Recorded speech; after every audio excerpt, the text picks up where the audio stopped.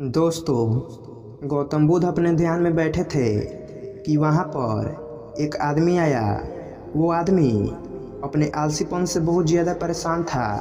आलसी आदमी गौतम बुद्ध से बोला, महात्मा जी, मेरी मदद कीजिए, मैं अपने आलस्य से बहुत ज़्यादा परेशान हूँ। आप ही कोई उपाय बताइए जिससे मैं आलसीपन से छुटकारा पा सकूँ।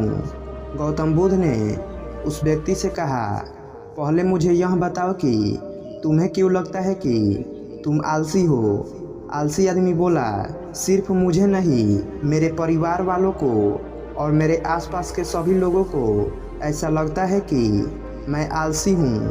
गौतम बुद्ध ने फिर उससे पूछा, क्या तुम जानते हो आलस्य होता क्या है?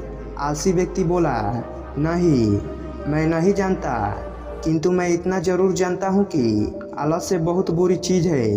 इसकी वजह से मुझे बहुत नुकसान हुआ है। गौतम बुद्ध बोले, जिस परेशानी से तुम छुटकारा पाना चाहते हो, पहले उसके बारे में पूरी जानकारी ले लोगे तो उससे छुटकारा पाना आसान हो जाएगा।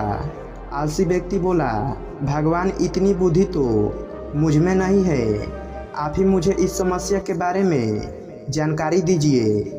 गौतम बुद्ध बोले, आलस्य एक मानसिक अवस्था है, एक विचार है जिसे जाने अनजाने में हम खुद ही जन्म देते हैं। आलस्य दो मूलभूत कारणों की वजह से ही जन्म लेता है, एक है शारीरिक और दूसरा है मानसिक। शारीरिक कारणों में पहला कारण है गलत तरह का भोजन। हम सभी जानते हैं कि हमारे शरीर को भोजन से ऊर्जा मिलती है। यह ऊर्जा सजीव चीज़ों से मिले तो अच्छी है, यानी कि प्राकृतिक रूप से जो हमें भोजन की वस्तुएं प्राप्त होती है, उनसे अगर यह ऊर्जा मिले तो हमारा शरीर इससे अच्छी ऊर्जा प्राप्त करता है। इससे उलट यदि हम निर्जीव वस्तुओं से प्राप्त करते हैं तो यह हमें आलस्य की ओर लेकर जाती है। दूसरा कारण, हमारी शारीरिक गतिविधियां भी हमें आलस्य के चुंगल में फंसा सकती है। गौतम बुद्ध ने आलसी व्यक्ति को अपने शिष्यों की तरफ इशारा करते हुए कहा कि देखो, इनके चलने फिरने और बैठने के तरीकों में तुम्हें कुछ अलग नज़र आ रहा है। जब आलसी व्यक्ति कुछ समझ नहीं पाया तब गौतम बुद्ध ने उससे कहा, मेरे शिष्य जब भी बैठते हैं तो वे रीढ़ की हड्डी को एकदम सीधा रखते हुए बैठते हैं। चलते हैं तो उनके दोनों पैरों के बीच अच्छे से संतुलन बना रहता है, और जब वह सोते हैं तो उनका शरीर एकदम सीधा रहता है। ऐसा करने से उन्हें रात्रि में एकदम सही तरीके से नींद आती है। आलसी व्यक्ति बोला, लेकिन नींद तो एक आलस का स्वरूप है। बुद्ध ने इस बात को आगे बढ़ाते हुए कहा, नींद कम मात्रा में लोगे तो तुम्हें अगले दिन थकान महसूस होगी, और ऐसा करने से ज़्यादा आलस शरीर में आएगा। नींद ज़्यादा लोगे तब भी यही परिणाम होगा। इसीलिए नींद को ना ज़्यादा लो ना कम, एकदम सही मात्रा में लेना अति आवश्यक है। आलसी व्यक्ति बोला, हाँ, ये तो मैंने भी अनुभव किया है। बुद्ध बोले, अब मानसिक कारणों के बारे में जान लो। मानसिक कारणों में सबसे पहले है हमारी पुरानी गलत धारणाएं। अक्सर ऐसा होता है कि हम पहले जिन कामों में असफल हो चुके हैं, हमारे अंदर ऐसी भावनाएं बन जाती है कि हम उस काम में हमेशा असफल होते रहेंगे, जिस वजह से हमें उस काम को करने में आलस आता है।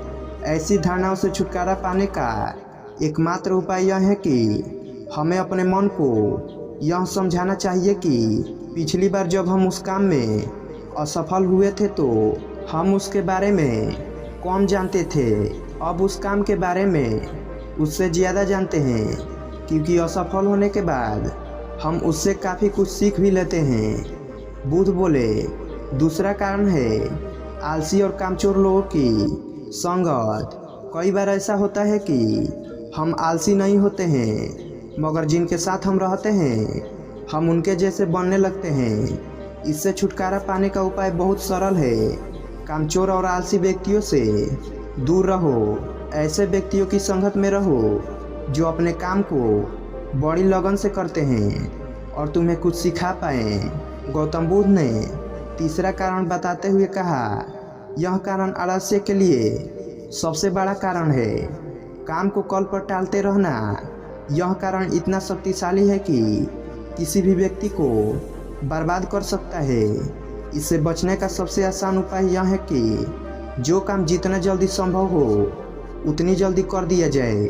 गौतम बुद्ध ने आलसी व्यक्ति से एक सवाल पूछा, मान लो तुम किसी रेगिस्तान में फंस गए हो और तुम्हें प्यास लगी है तो तुम क्या करोगे?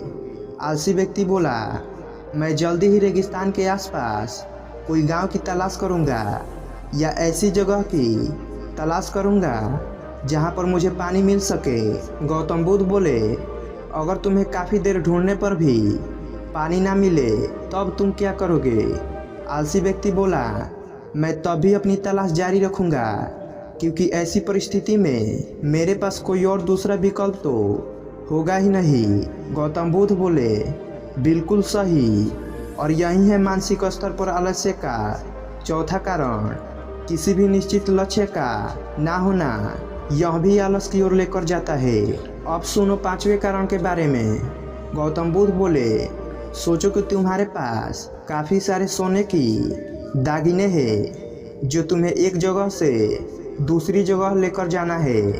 तुम चलते चलते थक जाते हो और किसी पेड़ के नीचे बैठ जाते हो और तभी तुम्हें दूर से तुम्हारी तरफ दौड़कर आ रहे डाकू दिखाई देते हैं। तो क्या तब भी तुम आलस करके वहीं बैठे रहोगे या ऐसी परिस्थिति में तुम वहां से उठकर दौड़ने लगोगे? आलसी व्यक्ति बोला, जी मुझे वहां से दौड़ना ही पड़ेगा, नहीं तो मेरी जान और सोने के दागिने दोनों खतरे में पड़ जाएंगे।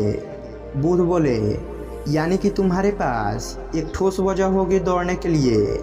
यही है आलस्य का पांचवा कारण, किसी भी काम के लिए ठोस वजह का ना होना। आलसी व्यक्ति महात्मा बुद्ध की बातों से संतुष्ट हुआ। वह बोला, महात्मा जी, मैं अब आलस्य के बारे में सब कुछ जान चुका हूँ और अब मैं इन सभी कारणों पर काम करूँगा और अपने आलस्य को दूर भगा दूँगा।